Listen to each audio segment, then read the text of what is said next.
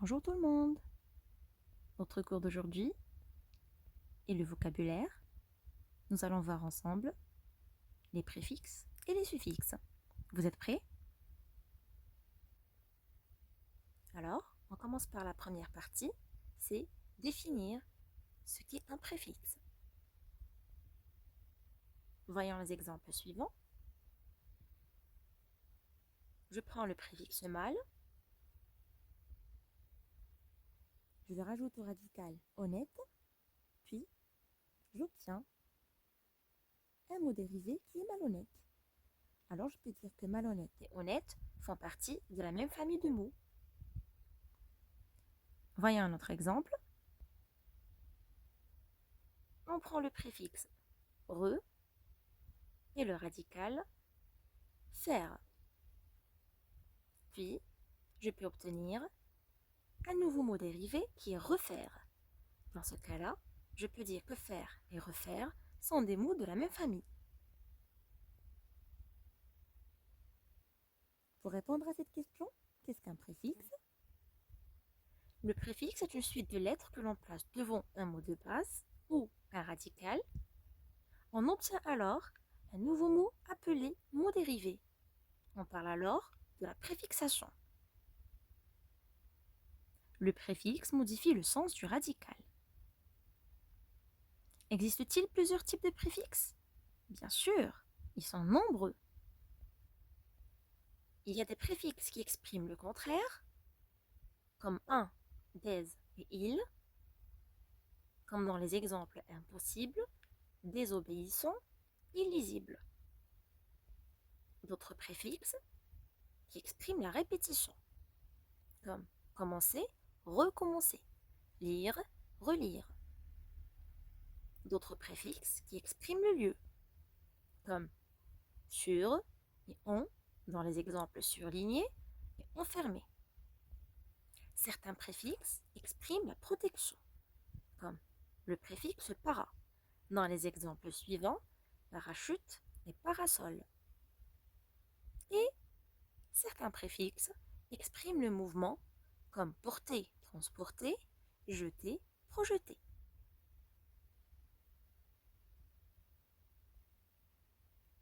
Mais attention,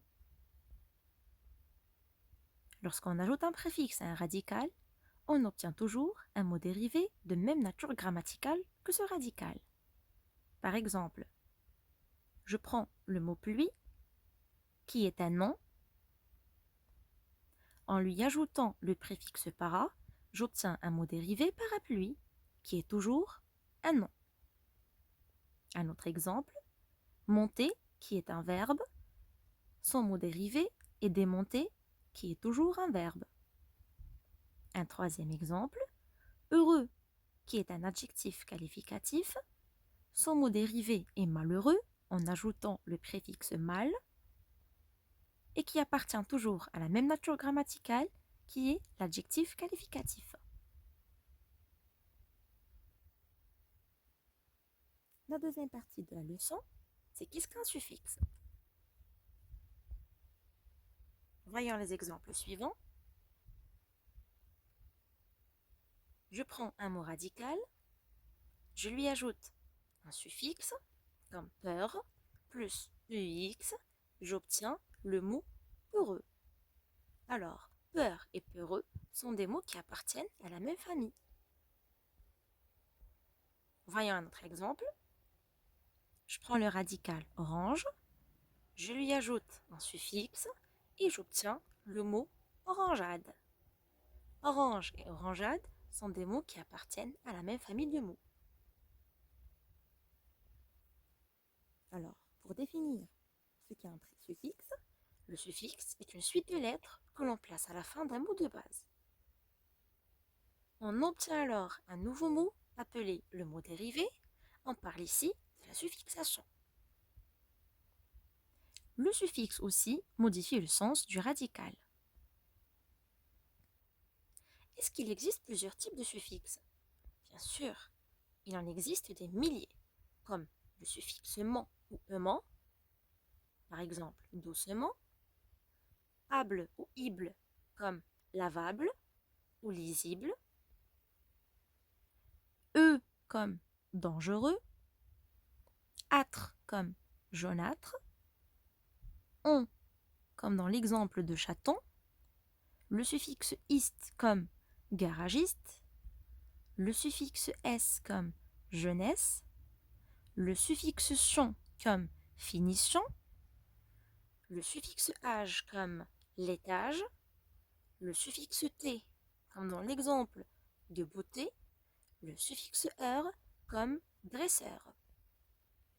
Mais il faut toujours faire attention et ne pas oublier que les suffixes modifient la nature grammaticale du mot d'origine. Par exemple, je prends le mot radical grand, qui est un adjectif qualificatif.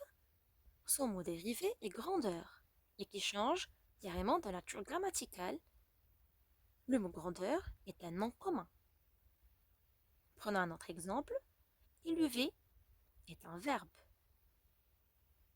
Je lui ajoute un suffixe et j'obtiens le mot élevage, qui devient un nom commun. Je prends le verbe lire, qui est aussi un verbe. Je lui ajoute le suffixe ible et j'obtiens lisible, qui est un adjectif qualificatif. Voyons ensemble ce schéma. Avec un seul mot radical, je peux ajouter des préfixes qui se placent toujours avant le radical, qui donnent un sens nouveau au mot et qui ont une signification précise. Ils peuvent exprimer le contraire, la répétition, le mouvement, le lieu, etc. Puis, après le radical, je peux ajouter un suffixe. Le suffixe se place toujours après le radical, à la fin. Ce suffixe permet de construire des verbes, des adverbes ou même des adjectifs qualificatifs.